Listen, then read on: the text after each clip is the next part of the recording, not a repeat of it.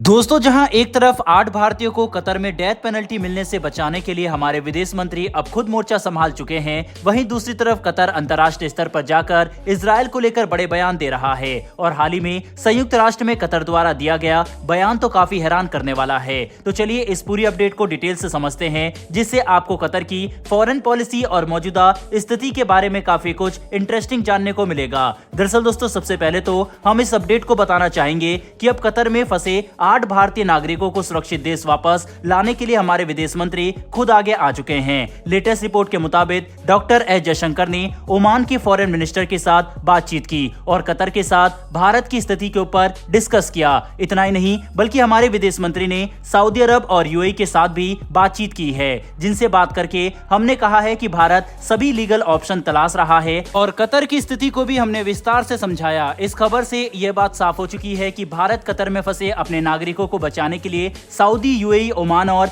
दूसरे मुस्लिम देशों की मदद लेना चाहता है, जो कतर के साथ बातचीत करके मध्यस्थता करने में हमारी मदद करेंगे। इससे हम अपने नागरिकों को सुरक्षित वापस लाने के प्रोस्पेक्ट को मजबूत कर सकते हैं। यहाँ पर यह बात भी हैरान करने वाली है कि 4 हियरिंग के बाद कतर की अदालत ने भारतीय नौसेना के इन रिटायर्ड अधिकारियों को तथा कथित जासूसी के आरोप में डेथ पेनल्टी तो दे दी, लेकिन अभी तक केस से जुड़े काफी महत्वपूर्ण पहलू सार्वजनिक नहीं किए गए हैं। इसके अलावा कतर ने भारत के सामने न तो कोई एविडेंस रखा और न ही हमारे अधिकारियों पर लगाए गए एलिगेशन पर कोई खास जानकारी दी है, जिसकी वजह से भारत को शक है कि यहाँ पर एक काफी बड़ी साजिश हो सकती है, जिससे अपने पूर्व अधिकारियों को बचाने के लिए हमें हर संभव कोशिश करनी होगी। भारत ऐसा कर भी रहा है। बता दें कि कुछ समय पहले ही ये रिपोर्ट निकलकर सामने आई थी कि हमारे अधिकारियों की गिरफ्तारी से ठीक पहले कतर और पाकिस्तानी नौसेना के उच्च अधिकारियों की बैठक हुई थी। ऐसे में भारतीय नौसेना के इन रिटायर्ड अधिकारियों के खिलाफ हुई कार्रवाई में पाकिस्तान की किसी हरकत से भी इनकार नहीं किया जा सकता, जो इस मामले को और भी ज्यादा जटिल बना देता है।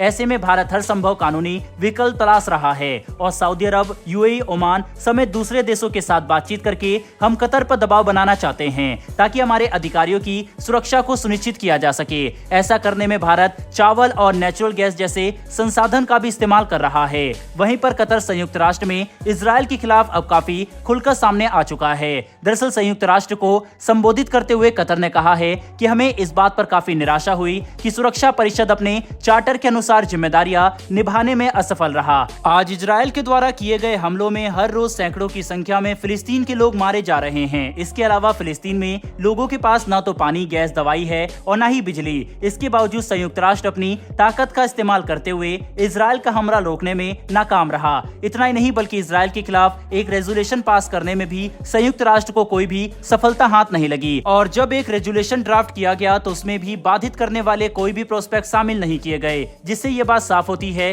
कि सुरक्षा परिषद इजरायल को जवाबदेही ठहराने में नाकाम रहा। इसके अलावा मानवीय सहायता पहुंचाने के लिए किसी युद्ध विराम की भी संभावना न के बराबर नजर आ रही है, जिससे कतर काफी निराश है। हालांकि कतर यहीं पर नहीं रुका, बल्कि कतर ने संयुक्त राष्ट्र की काम करने की क्षमता और इफेक्टिवनेस पर भी काफी बड़े सवाल खड़े कर दिए और इजरायल के मुद्दे को जोर से उठाया। वहीं पर कतर ने अपने बयान में इस बात पर भी जोर दिया है कि वह इजरायल और हमास के बीच हो रहे इस युद्ध को रोकने के लिए हर तरह की कूटनीतिक पहल का समर्थन करते हैं। यहाँ पर हमें इस बात को भी ध्यान में रखना होगा कि कतर हमास के साथ इजरायल की मध्यस्थता करने में मदद कर रहा है, ताकि हमास द्वारा इजरायल में लिए गए इजरायली नागरिकों को सुरक्षित रूप से बचाया जा सके। लेकिन अभी तक ऐसा करने में कुछ खास सफलता हाथ नहीं लगी, जिसकी वजह से इजरायल की मिलिट्री अब एक लंबे इंतजार के बाद आखिरकार गाजा पट्टी में एंटर कर चुकी है। और इजरायल जो बड़े मिलिट्री एक्शन की बात कर रहा था, अब वह शुरू हो चुका है। इस वक्त इजरायल की वायुसेना और नौसेना मिलिट्री के साथ मिलकर गाजा पट्टी पर तीनों तरफ से